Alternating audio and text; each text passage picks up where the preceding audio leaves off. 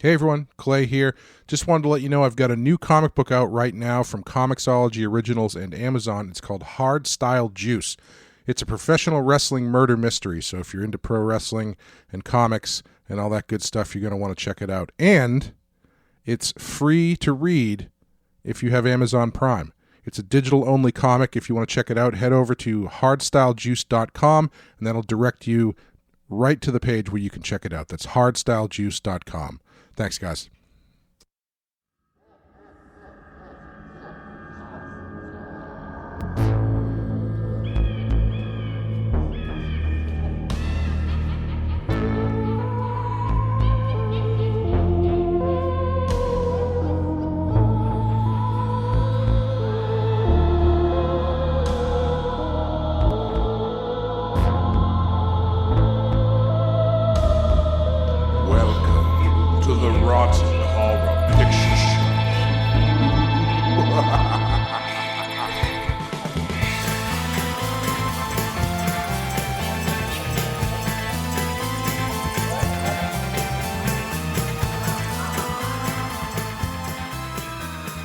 Hello! Welcome back to the Rotten Horror Picture Show, the horror movie podcast where we talk about films off the Rotten Tomatoes 200 Best Horror Movies of All Time list, generally. My name is Clay, and I am a slave. And with me, as always, is Amanda. How are you doing, Amanda? Well, hello, Mr. Fancy Pants. Thank you for noticing. We are here today in episode 3 of our Summer Cabin series. Mm-hmm. We're covering the third film in the Evil Dead franchise, which is, of course, Army of Darkness. This is not on our list. And has a sad dearth of cabin. Yeah, there's a little cabin in it. Yeah, there's a glimpse of cabin. Yeah, they go out of their way, I think, in all of these movies to make sure there is at least a brief you cabin. Can spot the cabin. Yeah, even in the newest one, which takes place in an apartment building, there is a cabin sequence. Okay. I would argue it's probably the worst part of the movie, but we'll get to that when we get to it. That's a bummer. This is from 1992. Mind blown. Mind blown? 1992? Yeah. What? How did this come out in the 90s? As opposed to the 80s, you mean? Yes. Well, Sam Raimi decided he wanted a career outside of horror movies, and it wasn't going great. So he came back to Army of Darkness. Yeah. It has a 68% Rotten Tomatoes score with an 87% audience score. Amanda, I have seen this movie many times, but you have not. Had not. This was your first time. This was my first time. Were you aware of Army of Darkness? Like in general, yes. Mm-hmm. Like I knew it was in this franchise. Like I knew it was in this series. I knew the poster Yep. of Ash looking extremely 80s Romance movie hero. Romance novel cover. Yes, yeah. But no, I had no actual idea what this movie was about. I love that. Because this is a movie that is such a ingrained cult movie that it's difficult to meet someone who is aware of it but like has never seen it before. Yeah, and you could probably tell if you went back through our chat logs of me just being like, LOL what? Yes. The whole time we watched this movie. It really, so this, as I said before, I think I watched these for the first time backwards. And so to have started with this yeah, and then ended with the original Evil Dead was quite an experience for me. Let me tell you, it's an experience to watch them forwards too. Yeah. Because to start with one and end with this also leaves you a little confused. Yes, it is. I appreciate a franchise where they just decide they're going to keep a couple elements and then just do whatever they want. Yeah, I do have to say I appreciate, especially since on the Patreon feed we're doing all the Halloween movies, and there's a huge chunk of them that are just trying really hard to work in every small reference and trapping of the OG Halloween movie. It's kind of nice to have a series that's a little bit like, yeah, yada, yada, yada, and now we move on from all of that. Yeah, we don't feel like doing this again. Right. We'll give you bits of it, but we're going to add a bunch of stuff, yeah. even if you don't like it. Yeah. I think it would be safe to say there was a period of my life where this movie was most of my personality. How does one make this movie most of one's personality? So like when I discovered the Evil Dead series, this was like I finally found my franchise. And this movie was the gateway because it is so weird and goofy. Yeah, it is. Like even this is one of those ones where I think I had seen bits and pieces of it flipping channels on like the Sci-Fi Channel or something, but never bothered to register what it was I was seeing. Understandably so. Yeah.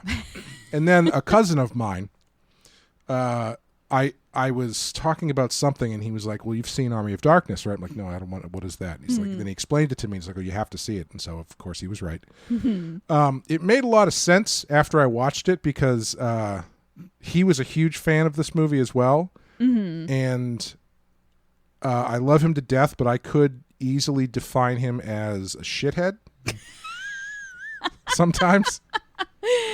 In a style very similar to Ash in this movie. So lovable shithead. In retrospect, it did not shock me that he felt akin to this film. Yes. I see what you're saying.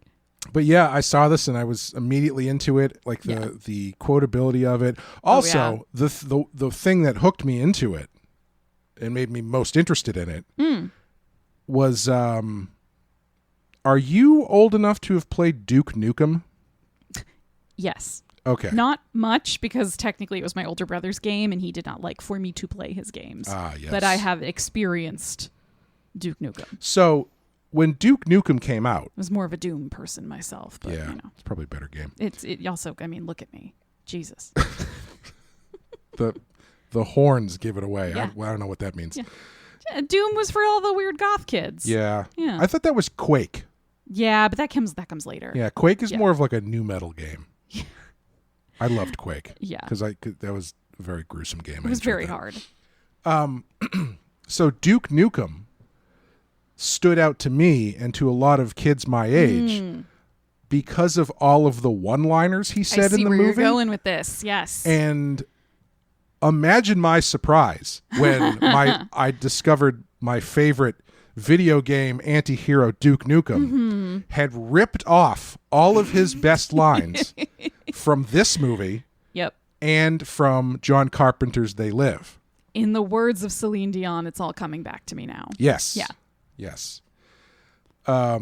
So once I discovered the source, I shifted my admiration from Duke Nukem to this movie. Totally. And it never left. Yeah, I think that's about it for my background with this. It's we'll get into it. Anyway, we're going to take a quick break. When did I watch this for the first time? Probably high school. Did you? I think early high school. That sounds right to be like a formative movie that you were old enough to really get all of it, but young enough that it really stamped you. Yeah. Yeah, and it's the thing when you get into these movies, as I'm sure you know, there's like a 95% chance that no one you hang out with is also into these movies. Yep. And I don't mean just the Evil Dead movies. I mean horror movies in general. Yeah. And that definitely in my youth, that was a 100% chance that no one was into these movies. Yeah, I was definitely the most into movies in general of my friends, and which created its own set of ostracization until I ended up meeting your husband and his group of friends. Yep. Who were all weirdos like me. Yes. Which ended up working out pretty well. The only kindred, I think I know I've talked about this kid before. The only kindred spirit I had at my actual high school was like a year or two below me, and he was weird. This was the kid where I was like, yeah, I was watching this movie, and he's like, you know what you need to watch? Do you know who Lucio Fulci is? And I'm like, no, tell me more. And then I would watch those movies and go, I don't know if I want to hang out with you. Yeah. This is very intense and weird. Like, I'm sorry, sir, you're 13. Why do you know who Lucio Fulci is? Yes. Yeah. But anyway, we're going to take a quick break, play the trailer, and then we're going to talk about Bruce Campbell versus the Army of Darkness. What? That's the title of the movie in the actual movie. What? Yeah, it's Bruce Campbell versus Army of Darkness. Play the trailer.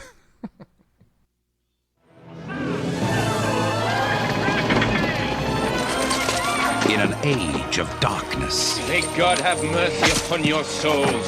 Something's wrong. Something's amiss. And a time of evil. You shall die! When the world needed a hero. This one was all. Anyone to die! What it got was him. Groovy. You know your shoelace is untied. He's a 20th century guy. For that arrogance, I shall see you dead. Trapped in the Middle Ages. All right, you primitive screwheads, listen up. This is my boomstick. Now, let's talk about how I get back home.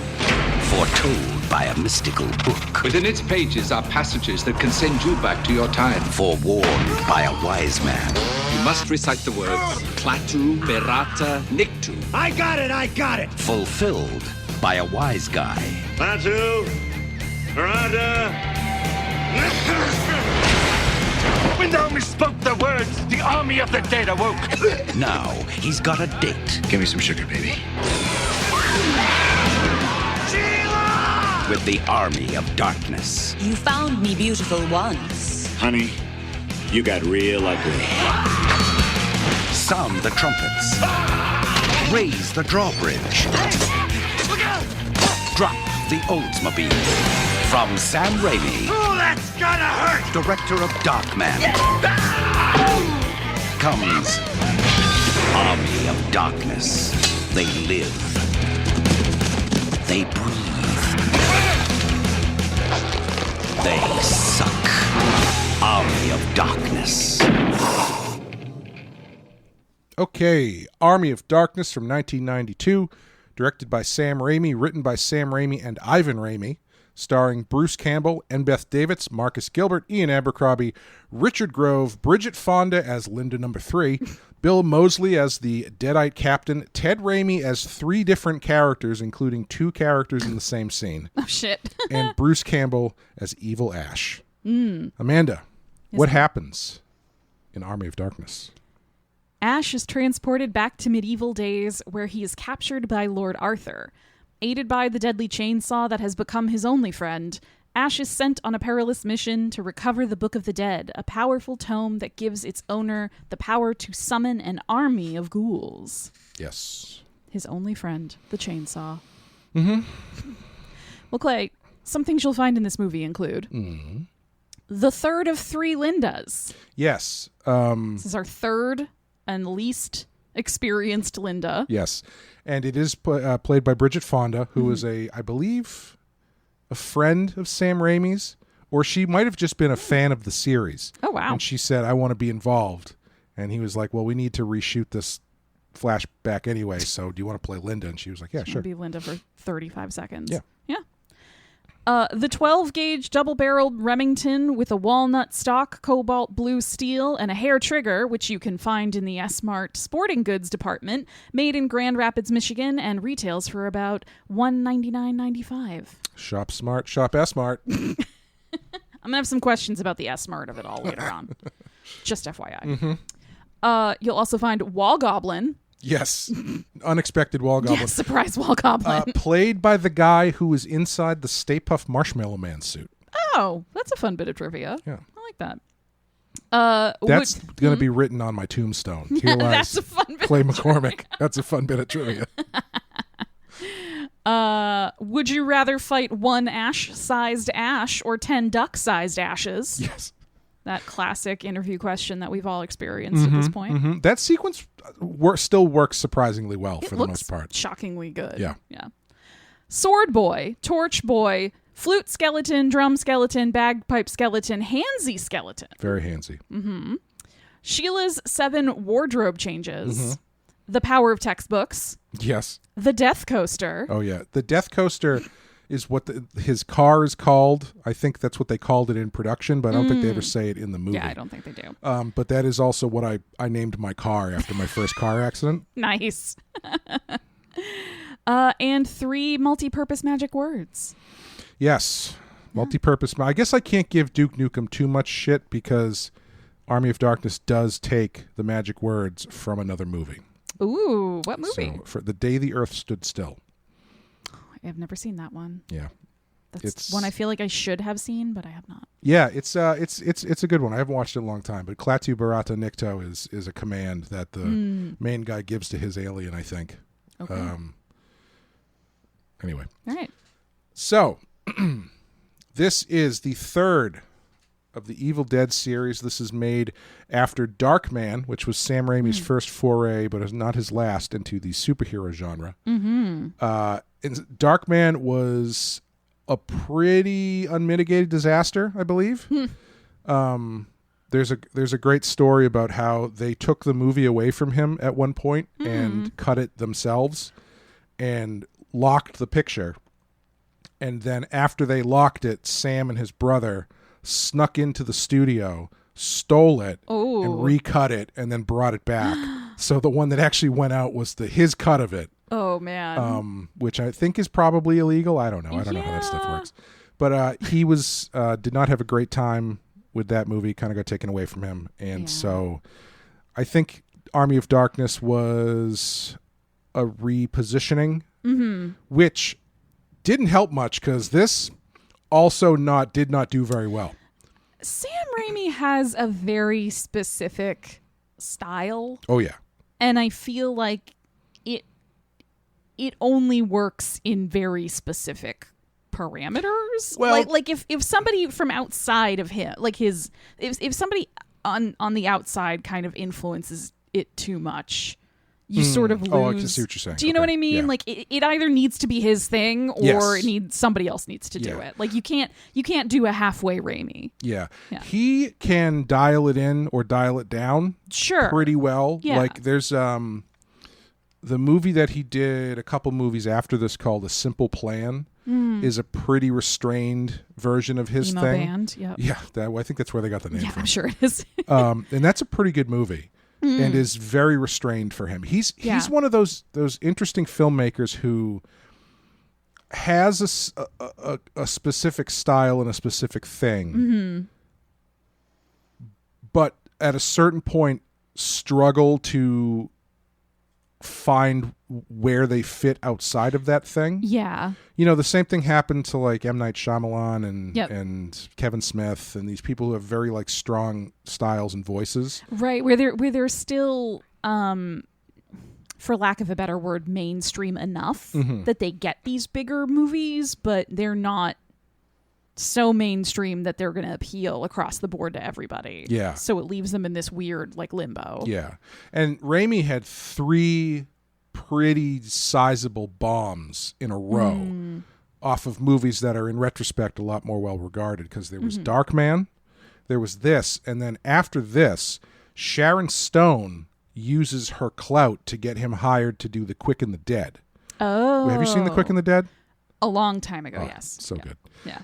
But and so there you've got Sam Raimi working with Sharon Stone, Gene Hackman, young Leonardo DiCaprio, amazing cast. Yeah.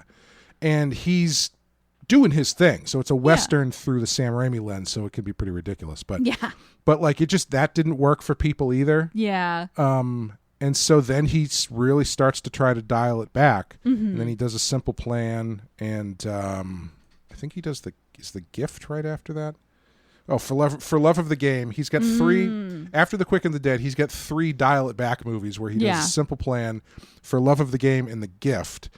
And then while he is in post production on The Gift, he gets the Spider-Man job. Yeah. And Spider-Man ends up being like the perfect fit for him. Yes. Because it has the perfect blend of areas where he can go over the top, but he's also really good with like the heart end of it, and you can do the fun quips, but you can also be kind of weird with it. And Ash is nothing if not a pathetic character, and so he knows how to make Peter Parker incredibly pathetic. Almost to a negative in later entries in that series. Yeah, that's the thing that's tough about Spider-Man 3 is I understand why people push back. So I mean, I even pushed back against it. Yeah. But like in retrospect, that is such a Sam Raimi movie. Like when Peter turns into goth Peter and just turns into even more of a dork. Yes. That's like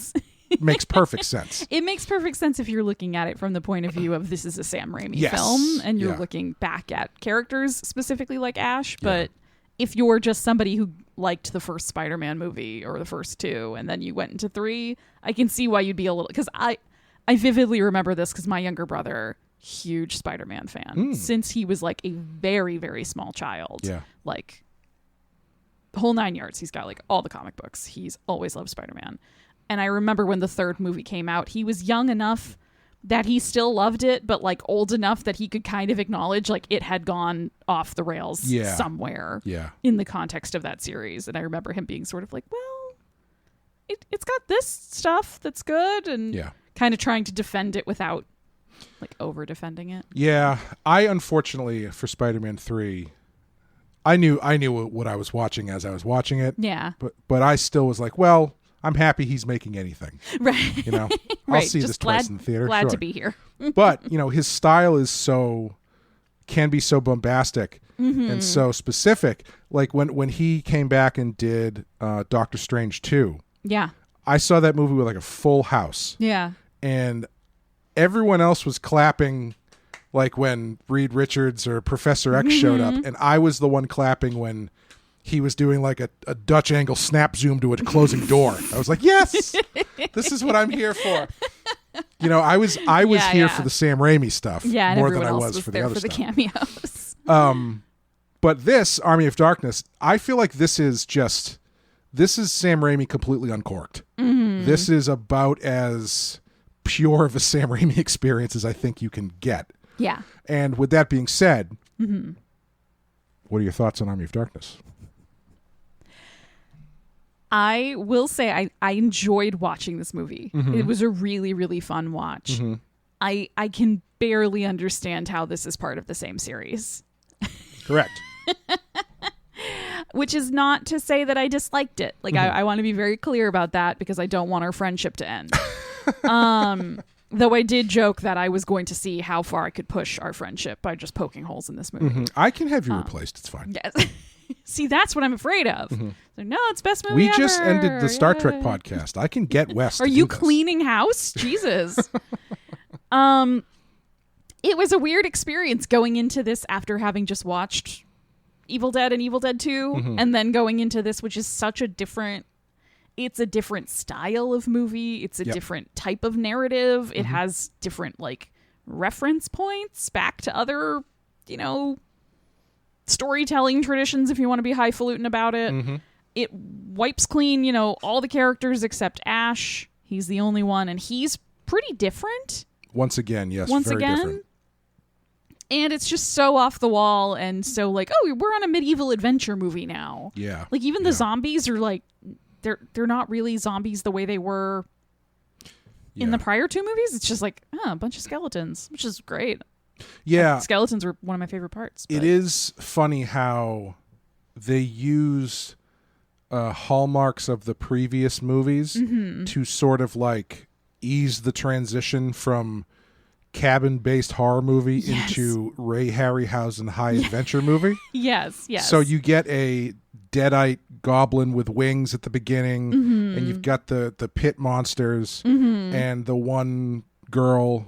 the she-bitch, which are all very classic Evil Dead monsters. Yes. But then once you get into the climax sequence of the movie, it's more Jason and the Argonauts than anything else. Yes, absolutely. And I think it's a very strange experience to go into this movie expecting kind of zombies the way we think of them now, and instead getting reanimated skeleton army. Yes. Yeah.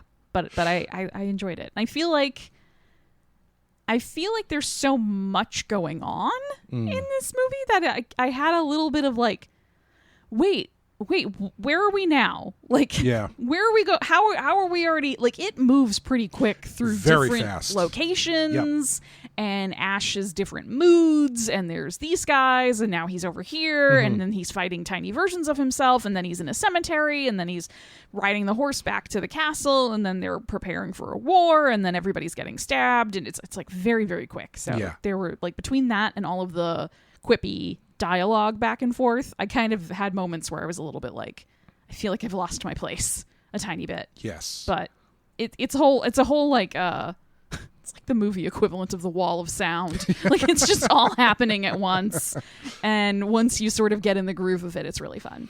Yeah, it's I hadn't sat down and actually watched this in a long time. Because this is one of those movies that I could probably recite from the other room, you know, while it was on the background. And I didn't recognize how quick it moves at a certain point. Like once Ash gets sent on his quest to get the book, yes, he gets the book in like 15 minutes. Yeah. It's very fast. Yeah, it is. Like the sequence in the windmill is longer than the book sequence. Yes. And then like when he comes back to the castle with the book, it seems like he came back in the same day. Yeah, So it does. He rides out like, I don't know, 15 miles out of town. Right. And immediately has all of these experiences and then just immediately gets back. Yeah, and it's all very archetypal, right? Like they're taking big swaths at fantasy epic type stuff. It's like in a weird way, it's a pastiche of classic Arthurian legend. It's Gawain and the Green Knight, or like what's his putts in the Grail, you know. Yeah. Who's the one? Sir What's His Putts. No, famous 12th member of the Round Table. Who there is the one who goes after the Grail. Is it Galahad? Galahad, yes. Galahad. Yeah, the virgin. Lancelot's son. Mm-hmm. The not virgin. Depending on which country wrote the story you're reading. Yes. But it's fun, and like it was fun and also unexpected, because I thought once I sort of got like, oh, this lord is Arthur. I don't know if he's supposed to be the King Arthur. Right, yeah. But he's Arthur, and he has a wise man who's a very Merlin-ish look about him. And then you've got Sheila, who's kind of a classic medieval fantasy lady look with the long, wavy brown hair and the like dresses with the big sleeves and stuff. I thought this was going to be a movie about the quest. Sure.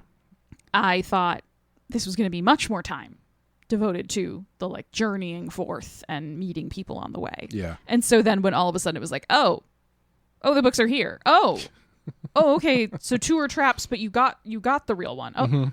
Oh, you're just going to go back now. Huh. Yeah. Oh, okay. Like it just was kind of surprising. Yeah. Yeah, I mean, all that's true. Yep.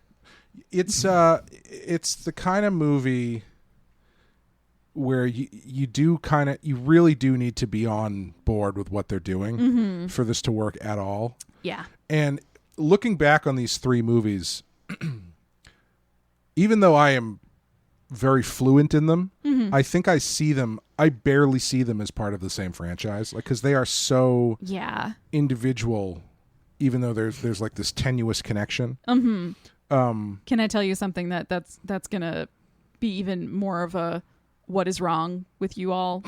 Sure. Than me not having seen this one, is that Greg had seen Army of Darkness and Evil Dead 1. Yes, you did tell me that. Yeah. And he was very confused how Ash in the first one becomes Ash in this one. Yeah. Yes. And I was like, understandable. Man, that's wild. Anyway.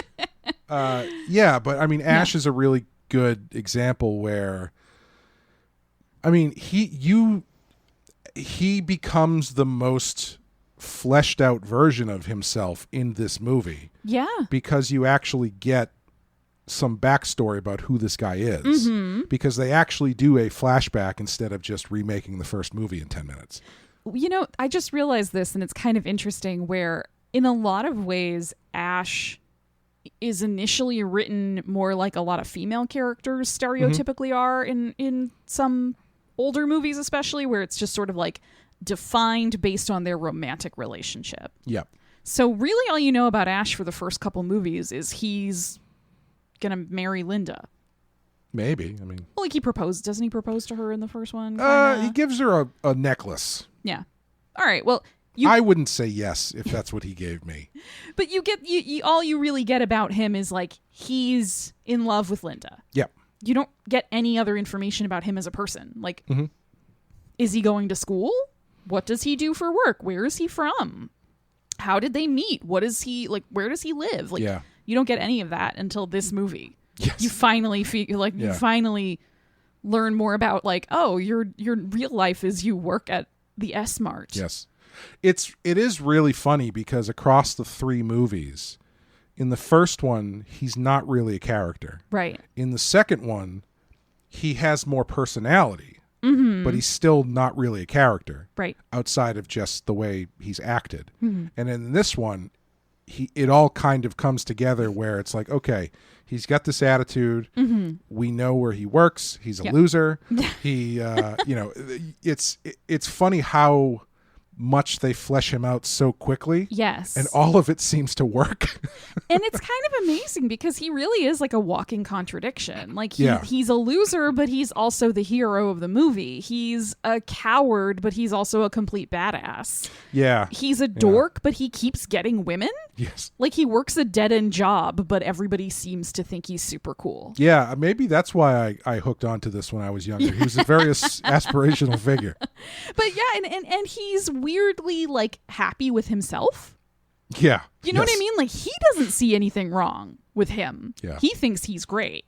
And like the only moments he sort of has like a crisis of conscience are when everybody is like, you let us down. And he's like, all right, fine. Yeah. Like I'll fix it. I'll make it work. And then he does. Right. So like he's such a walking contradiction, and it's really fascinating to watch somebody who's like such a fuck up played with such charisma. Yeah. Yeah. Even there though, he only agrees to help everybody once Sheila gets captured. Right. You know, like up at that point, he's like, listen, I did what you said. Right. You told me to go get the book. Yeah, I got the book, so send me home. Yeah. That's all I care about. I'm tired of being your garbage boy. Yeah. As he says. Which is the other boy I should have listed Garbage with boy, yes. Torch Boy and Sword Boy. Garbage boy. But yeah, I don't know why this movie, I mean, it made him a star in certain circles, but I don't know why this movie didn't make Bruce Campbell a star. He's so good in this. He is really good. Like, in this. it's, again, where this is Sam Raimi uncorked, this is Bruce Campbell uncorked. Yeah. But it's like,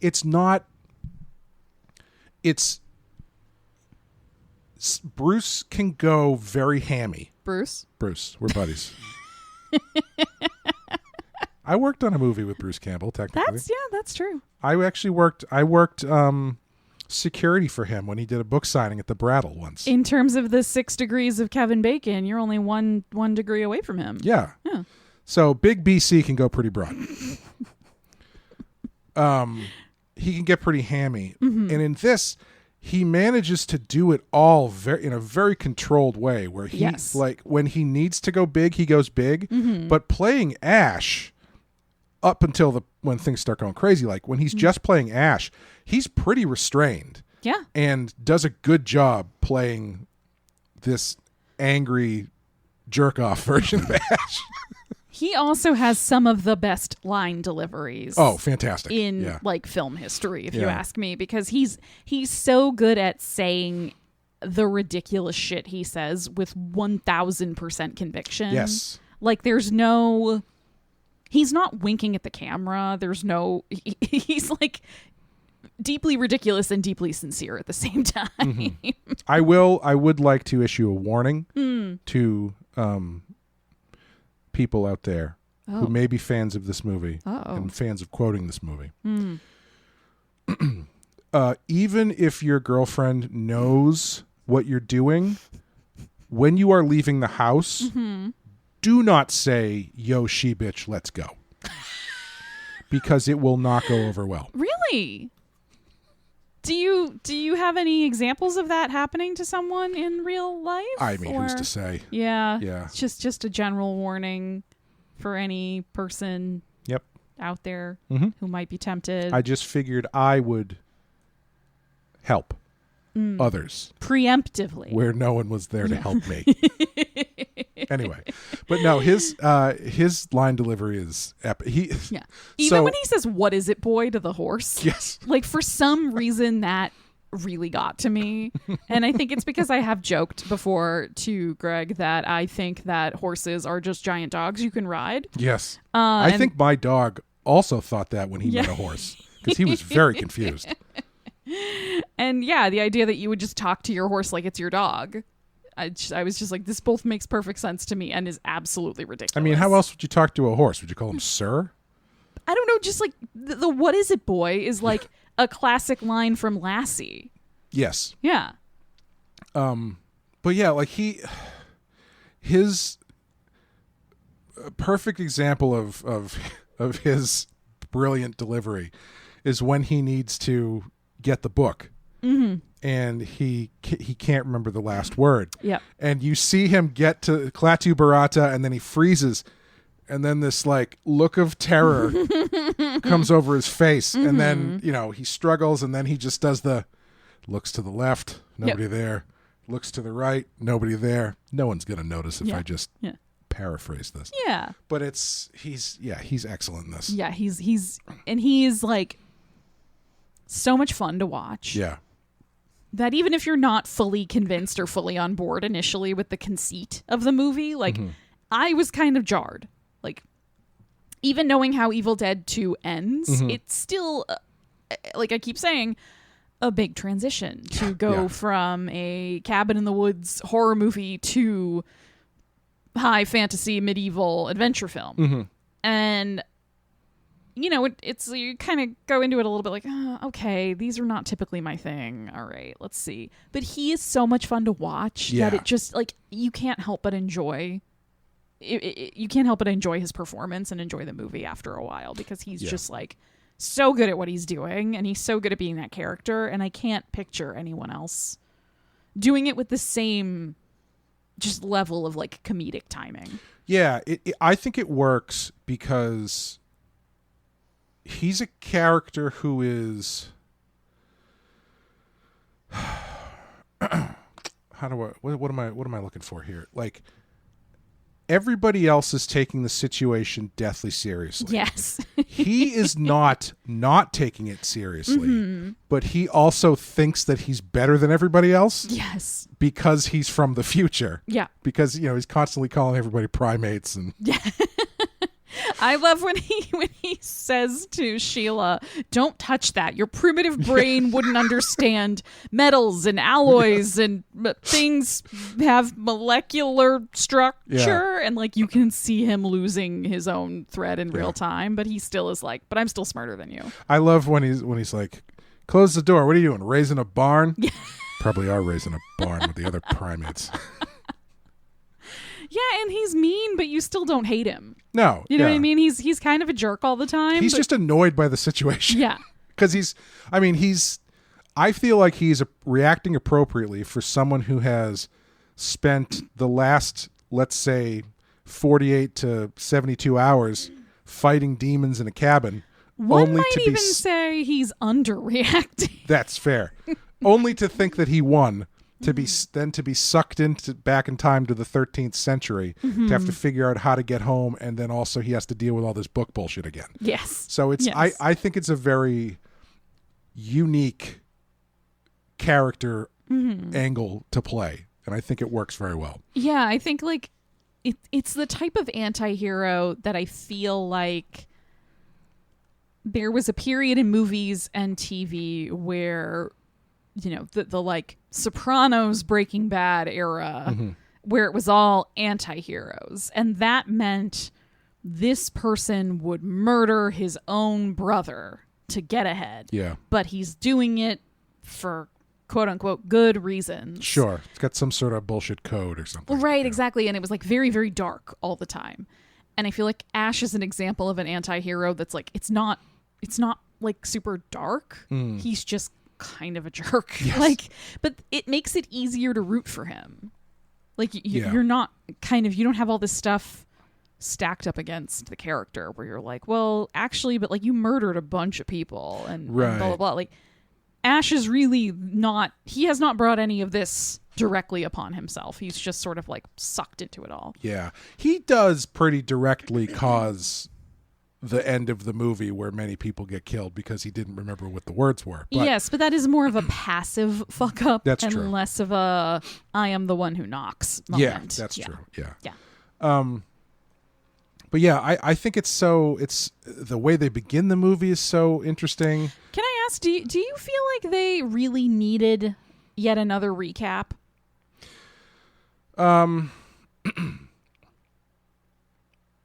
I kind of feel like they're almost doing it as a joke. Like the fact that there is a third Linda has always felt like a bit of a joke to me. That's fair, yeah. And I mean, like, if they don't do a recap, a guy who appears in the 13th century or whatever with a chainsaw hand and an Oldsmobile, yeah, probably needs a little bit of explaining. Sure. It's talking about how fast it moves. The opening line to the movie is, "My name is Ash and I am a slave." He's a slave for like 10 minutes. Yeah, like long enough to walk like across the street, essentially. Who is he directing this narrative to? Is it supposed to be that he's been telling the story the whole time back in the S-Mart? I think so. That seems to be the implication once they get back. Is that he's been telling the story. Narrative. Oh, I'm sorry. Ted Raimi plays 4 characters. I forgot that's him at the end of the S-Mart sequence. Yeah. But yeah, you get this. You get the. It's even knowing the other 2 movies. If you sat down to watch this and you see this quick recap of the stuff you recognize, and then it's Ash in medieval England or whatever, and then King Arthur shows up, and there's castles, and he ends up fighting a pit monster. Yep. It is such a strange shift. Yeah. I guess it's just interesting to me that they clearly reshot a bunch of stuff for that very quick for the opening. Definitely, yeah. yes. Yeah. Which is like, why didn't you just reuse the footage from 2? I don't know if there was a rights issue. It always seems to come, but they do use some footage from 2, like the scene with a car and he drop out of the sky is definitely from the second one. Yeah. I do love the knights whacking the car with their swords. Yes. I guess they probably had to reshoot it because they do the S-Mart stuff, which has Linda in it. So if they're going to do the cabin stuff with Linda, they need to have new Linda in the cabin. Got it.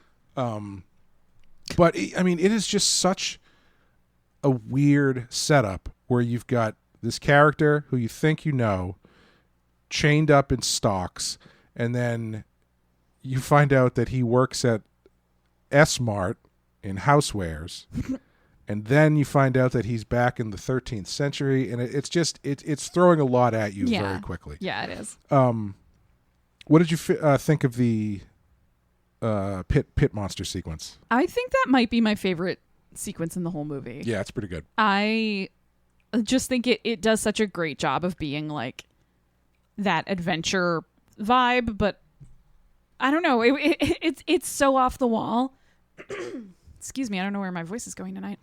I don't know. I think it's just a really classic, great version of that kind of fight. Yeah. And I think the stakes feel not, he's going to make it out. It's pretty early in the movie, but there's still a little bit of like, how is he going to do it? And like, you kind of know he's going to make it out and prove to all these people that he is, some sort of chosen one, and the chainsaw is going to come back, and it's so satisfying when it does, even though it's so ridiculous that he jumps up and like latches it back onto his arm in midair. And it's the funny thing is, like, wall goblin, it's got everything. The chainsaw on the hand is so iconic, but it's basically gone after that sequence. Yeah. Like then he in the first of many how does this weirdo know how to do this? Yeah. Examples of Ash knowing more than any human at all, dependent, irrespective of his time idiot period. Savant moment. Yeah, he builds a robot hand somehow that he can control and clench and unclench and use like a normal hand. Yeah, and the reason he knows that is because Bruce Campbell needed both of his hands to ride a horse, I think. I love the pit scene though. Yeah, I think it's got the right mix of like comedy and action going on. It's really fun. I think I really like. I think some of the stuff after the pit sequence is a little bit running in place. Like I like the she-bitch fight, but that feels. I believe that was added afterwards. Yeah, it feels a little like they just wanted to get a sort of like messenger in there of the whole "I'll swallow your soul" thing. Yeah. But once they send him off to go get the book, I think again the secret weapon of these movies is putting Bruce Campbell alone in a room. Or with, 10 tiny Bruce Campbells. Technically still alone. Yeah. Depending on, are 3 Bruce Campbells more than 1 Bruce Campbell? Who's to say? I do like in... Is that a haiku? No, I don't think so. I don't think so. I like that at least in the credits I saw, there's Ash and then there's Bad Ash. Mm-hmm. Like, I don't know if that's official, like, canon, but it makes me inordinately happy that it's not evil Ash. Yes, it's Bad Ash. It's just Bad Ash. I guess I did say incorrectly. It is Bad Ash, not Evil Ash, because But I find that hysterical. I'm Bad Ash. You're Good Ash. You're Yeah. Goody Little Two Shoes. Yeah. Goody Little Two Shoes. But it's just like, of course he's not evil Ash. He's Bad Ash. Yeah. But yeah, like you take Sam Raimi, a camera, and Bruce Campbell, and those 3 elements just make magic. And he's so good at playing off of nothing. Yeah, I know. I watched Burn Notice. Have you ever seen the SNL skit from a handful of years ago? It's a game show called What is Burn Notice? And every question is like, okay, question number 1, what is burn notice? Yeah. And nobody on the show knows what the answer is. My ex could have told you. Like, once again, it's the number 1 rated show on cable right now. Oh my God. What is burn notice? And nobody knows. Anyway. But yeah, like, the stuff he's doing where he's has to scrape his face off of the griddle. Yes. And then he pours even when he goes to pour the hot water down his throat after he swallows one of the tiny ashes. I'm sorry, but I love when they drop one of the tiny ashes and then all the other tiny ashes go, yay! Yeah. My favorite tiny ash moment is when he's breaking out of the ropes that they've tied him down with. Yeah, like Gulliver's Travels. Yeah, and they pan down to the mini ones running away, and then one of them just screams like it's Godzilla, and they have to come over and drag him off. Yeah. Excellent. But like when he's going for the water, he like takes a step and then like does a really good reaction, like something in his stomach, just like, and then he pouring it down and laughing maniacally. He's so good. Yeah. No, that sequence was so fucking weird though. Yeah. So like, did the tiny ashes show up because he broke the mirror? Sure. I don't know. I guess. Am I asking for too much to have some sort of gesture at cause and effect? I will say this is the first time that I'm putting this together. And maybe this was obvious to you. But it does continue the trend of Bad Ash coming from a mirror. Yes. I've never even put that together. You're welcome. Thanks. Well, I've never watched all 3 of them in a row like this. Right, yeah. I mean, it really only kind of comes out if you have the prior one in mind. Yeah. Really. But I got the impression that it was supposed to be because there's the moment where he catches sight of a figure in the and right, yes. crashes into the mirror. And I got the sense that he didn't realize initially that it was a mirror. Yeah. Mm-hmm. But the position of the person in the mirror is different than his.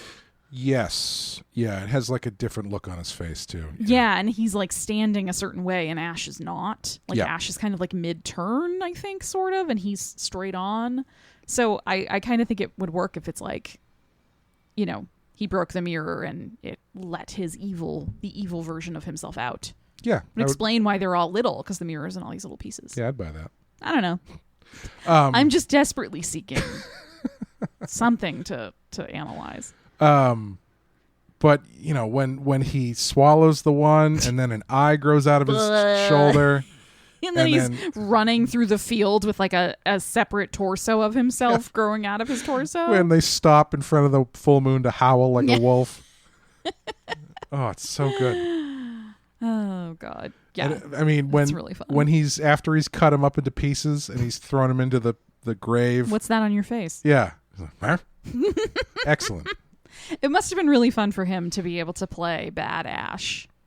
Yeah. You know? He's under a lot of prosthetics. Yes. Like eventually when he comes back as Bad Ash. But that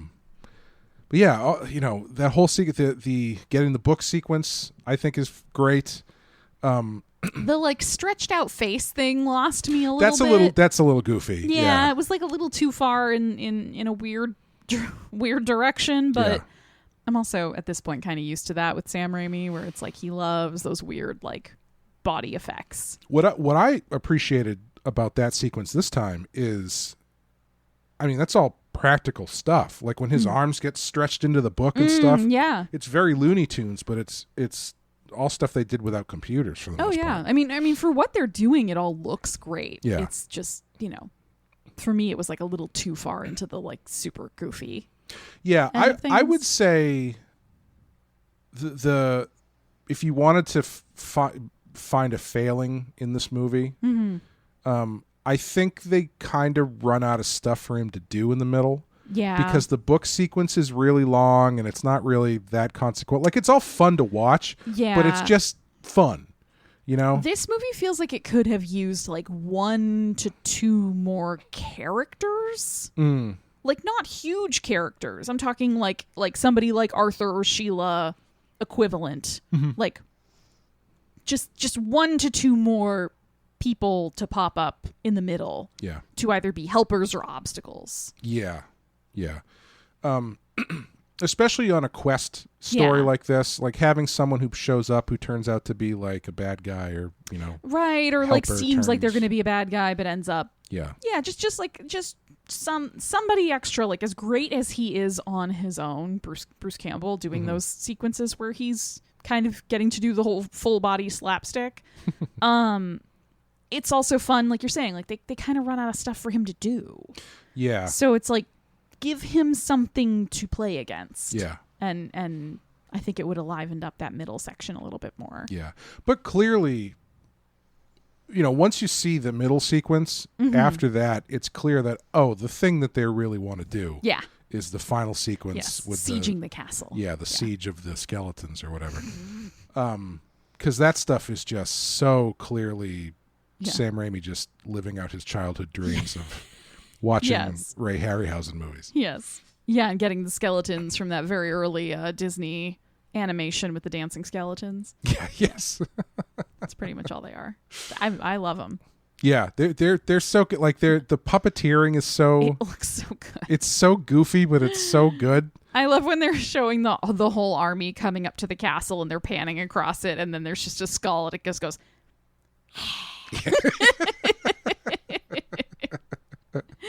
It's so stupid, but I love it. The one that always gets me is the Bill Moseley character, who I didn't know Bill Moseley was in. Bill Moseley is he's one of those actors that all the horror people know, but he's always only been like in secondary roles and stuff. Like he plays Chop Top in Texas Chainsaw Massacre 2, and he's one of the I believe he's one of the Firefly family in the Rob Zombie movies. Okay.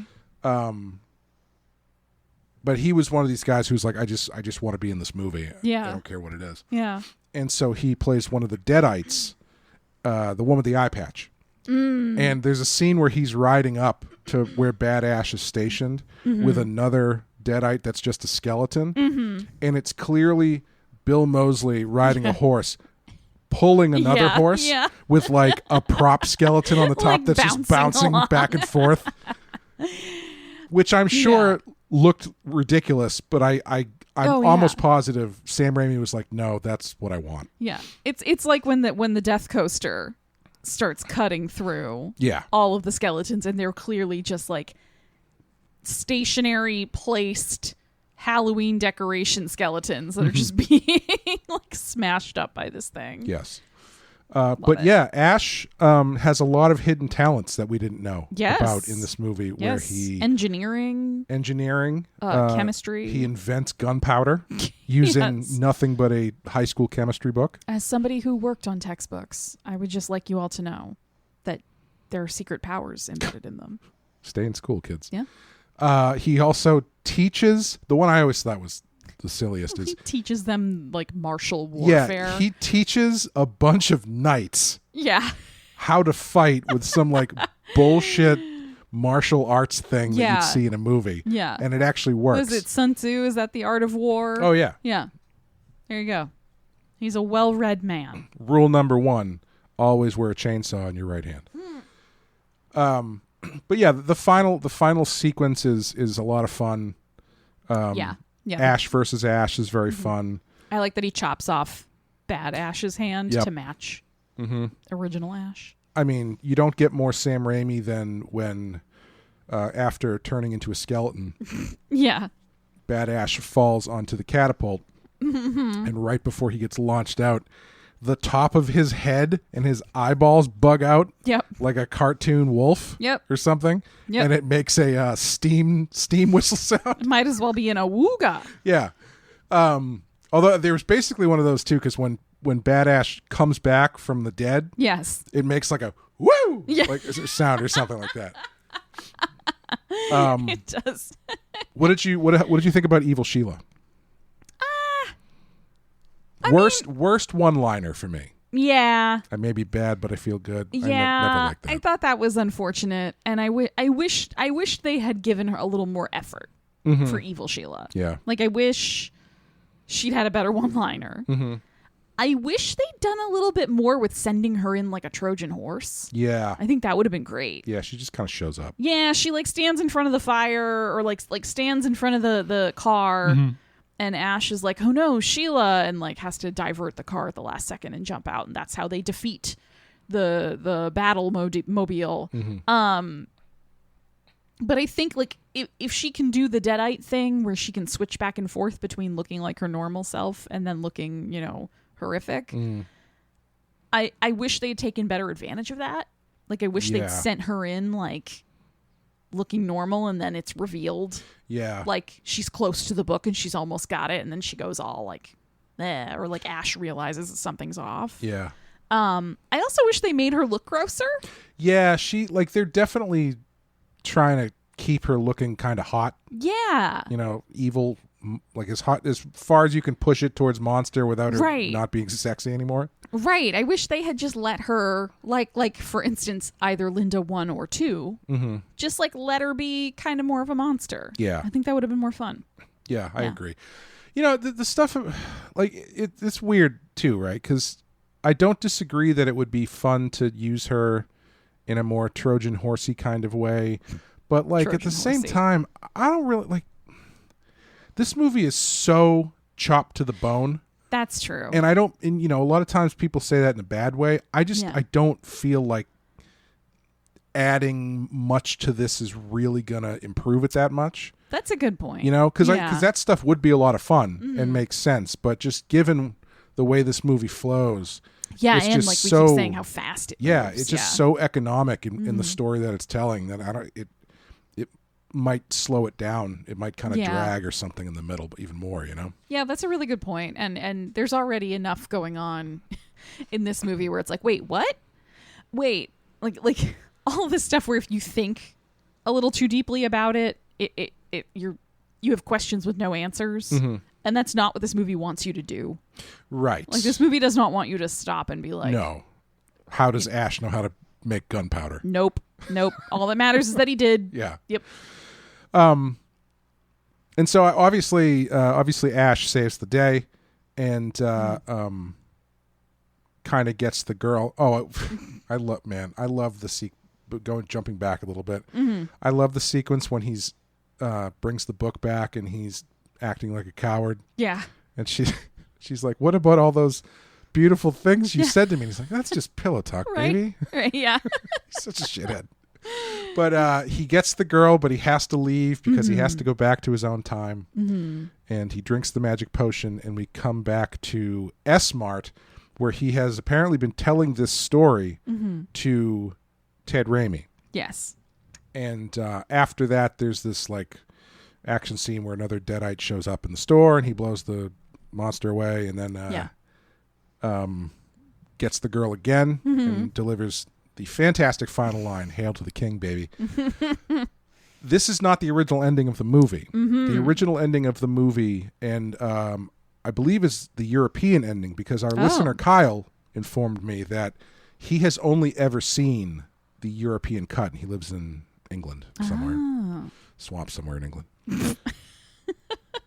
And the original ending, which is the ending that Sam Raimi and Bruce Campbell and the people who made the movie prefer, is Ash receives this magic potion, and he is to they're going to wall him up in a cave with his car. With the car. They entomb him with the car. And he is to take 5 drops, I believe, of this potion. Yeah. And that will make him sleep long enough that he will wake up back in his own time. Mm-hmm.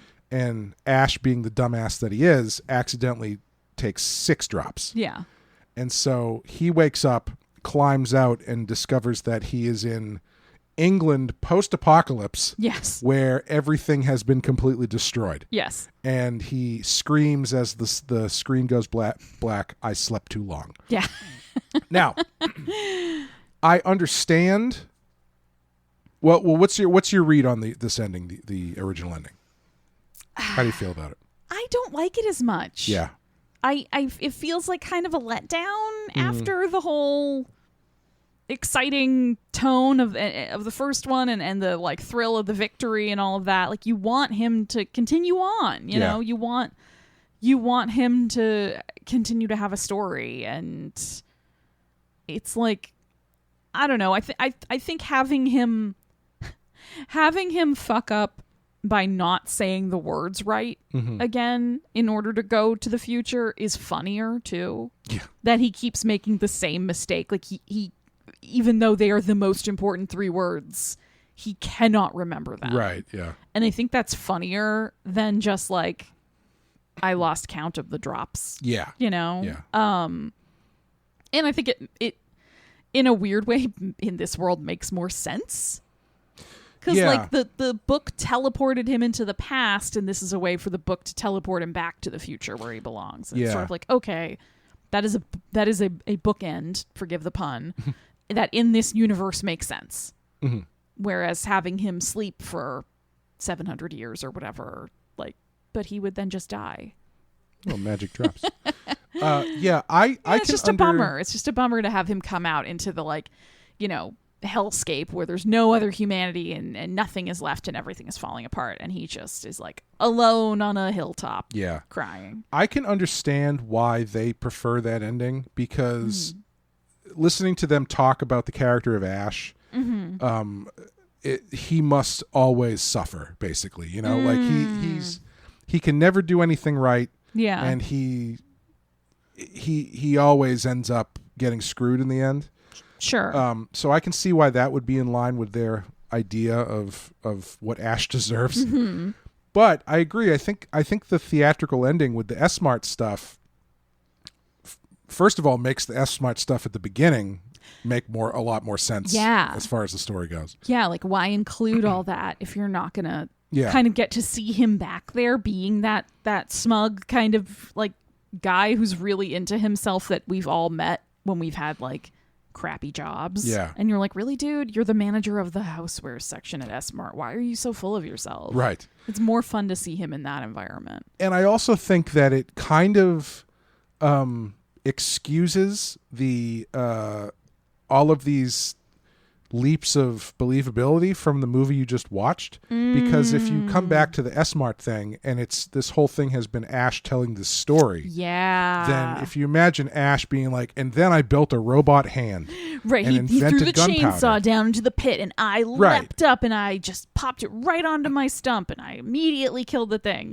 Yeah, like it has a little bit more believability to it. That he's been maybe like exaggerating things here and there throughout the whole, which is in and of itself very funny, because like, assuming the story itself is true, he is exaggerating on top of the fact that he went to the 1300s. Right, which is something that I feel like the character of Ash would absolutely do. 100%. Yeah. And also I love when Ted Raimi says, did you say the words right this time? He's like, yeah, I think I did. Yeah. So there's that little element that is kind of like, well, did any of this really happen? Like, what's the... Makes it a little bit more dreamy. Mm-hmm. And I think the action sequence at the end could be a bit much. Yeah. But I think it's fun. My favorite part is when he just, with one hand, pulls his S-Mart suit off, and he's wearing like this, I don't even know what it is, like some sort of riding outfit, like hero outfit underneath it. Like he's been ready for this. Yeah, and he's still got the robot hand. And it's just a weirdo ending to a weirdo movie. But I like it more than the bummer ending of the world has ended and now you're just in the wreckage of human society. Yeah. And the S-Mart stuff becomes like a cornerstone element of the character. Right. You know, like as his legend grows after Army of Darkness in popular culture or cult culture, the Ash, who works at S-Mart, is a huge part of it. Like that's a lot of the quotable lines are from the S-Mart stuff. And so it would be a shame to get rid of that stuff. Yeah, to just kind of throw all that out. Yeah. Yeah. And so that's Army of Darkness. The music once again was done by Joe LaDuca with one theme done by Danny Elfman. Oh. I think it's the music that plays when the dead army is like marching towards the castle. Okay. Because Elfman had worked with Raimi on Darkman, and I think does he do all of his other movies? They work together frequently up until Spider-Man 2. They have a falling out after Spider-Man 2. Oh. But then they become friends again and work together on Doctor Strange. Oh. Well, good for them. Yeah. But Army of Darkness, it will be 21 years after this movie until we get anything new from the Evil Dead. Well, there were video games. There was a couple video games that didn't particularly do very well. But Bruce Campbell voiced Ash in them. But the number one question he or Sam Raimi got in that 21 years was, will there be an Evil Dead 4? And the answer was probably not. Yeah. Until they decided to remake it. They did the TV show too. But that came after the remake. Ah. So the remake was their first attempt at trying to give the fans something. Yeah. After, and it's one of these franchises that I find to be interesting because there's this it really is a cult franchise because there was nothing for 20 years. Yeah. But it never lost its popularity among the people who it was like made for. You know, there's new generation keeps finding these movies and keep latching onto them and keep wanting more from this dumbass character. It's also interesting because I'm sure you get the people like us, for instance, like one of the people sitting in this room right now prefers Army of Darkness, whereas the other one prefers Evil Dead 1. I don't know if I would say I prefer Army of Darkness. Well, but I know what you're saying. Yeah. You know what I mean? Like you're getting like a devoted cult following that maybe even within that following want very different things from what the next movie might be. Yeah. But they're all sort of on board for it. Yeah, and I don't think like with Star Wars, once you get into the prequels, right? You kind of get a split of people who are like, well, I prefer the prequels and I prefer the original trilogy. And usually the original trilogy people say you're dumb for liking the prequels. I don't feel like there's a split like that here where these are three pretty clearly different movies. Yeah. But none of them are if you were to be three people having a conversation, each one with a different favorite, I don't think there would be any animosity there. Yeah. Because I don't think any of those three is going to say, well, the first one, not very good. Right. Or Army of Darkness is not very good. Yeah. I mean, some people might say it's too silly, but... Yeah, but that's more of a matter of your personal taste right. than like, oh, this is objectively bad. And, Yeah. What are your final thoughts on Army of Darkness? It was a very weird experience, but I'm really glad I've seen it now. And it was really fun. And now I know where George R.R. Martin stole most of the plot for Game of Thrones. Yes. Yeah. Winter is coming in the form of... Well, there's a red woman. Ash. There's a kind of a king of an undead army. There's a dark-haired chosen one who is a reluctant savior. Yeah. Yeah, I mean, works for me. Yeah. Yeah, it's going to be interesting going forward from here because we've got 2 more movies that are one remake and one, I don't really know what you would call it, franchise film. Yeah. Because it's like uses the same elements but is not connected to anything else and is not really a remake and is not really a sequel. Yeah. But the one thing they do have in common is they do not feature Bruce Campbell. Right. And I think, I don't know, he's just the secret sauce for this. It feels like a different thing without him. It really does. Yeah. Which is not to say that it's, I mean, I know we watched the remake a while back. A couple of years ago. Yeah. So I'll need a refresher, but I remember not hating it. Yeah. And I did not see Evil Dead Rise. Mm-hmm. So I'm not going to prejudge it. Not to say that makes it bad, but it is a weird thing to have one person be kind of the cornerstone of a franchise and then try to continue it on without them. It's kind of, as I said before in one of the other episodes, the Blank Check podcast that I listened to likened the Evil Dead movies to the Mad Max movies. And it's kind of similar where for a very long time, you couldn't really imagine a Mad Max movie without Mel Gibson. But then obviously they do Fury Road and kind of, get rid of that preconception. Yeah. But Max is kind of a cipher of a character. Yeah. Whereas if you did an Evil Dead movie with Ash played by anybody else. Yeah. Oh God, no. No. You'd have mayhem on your hands. Well, it's like, we just did on the Patreon feed Halloween H2O 20 years later. Gotta say the whole thing. Yep. And it was Laurie Strode's triumphant return to the franchise. Yeah. And it just immediately improved the film. Yes. Just to have her there. Just to have Jamie Lee Curtis there. Just immediately you were like, oh, okay, I'm significantly more on board with this than most of the other movies in between 2 and that one. Yeah. And I feel bad because Bruce Campbell, from everything that I've seen, just wants to enjoy his acting experiences without Sam Raimi either spraying goo on him or having something shoved in his mouth. Well, he seems to do that in every Sam Raimi movie anyway. But just as far as Evil Dead movies are very difficult to make. Yeah. He's not a young guy anymore. Right. It's like people just want more Ash. Yeah. Which is why they end up doing the TV show. And I can see why you get to a certain point and be like, all right, I'm going to take a step back from this. Let's see if we can keep this going in a different manner. Yeah. But there is an element to it where it's like this guy is the central secret sauce to this whole thing. Yeah. Like once you get into these next 2, you don't get any sequences that are anything like Bruce Campbell alone in the cabin freaking out doing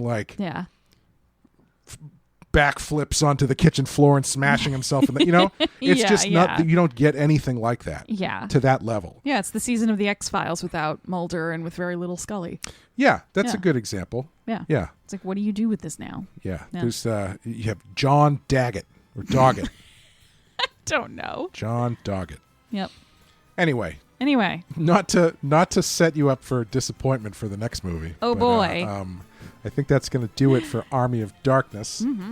Thank you guys for listening. If you'd like to help support the show, head over to patreon.com/thepenskyfile, where you can follow along in the aforementioned Halloween series review that Amanda and I are doing this year. And we've done Friday the 13th in the past. We've done Second String of Stephen King. We've done Video Nasties. There's a lot of stuff. Yes. So enjoy that. So much content. And thank you, Amanda, for joining me. Thanks, Clay. And we will see you guys next time for Evil Dead 2013. Hail to the king, baby.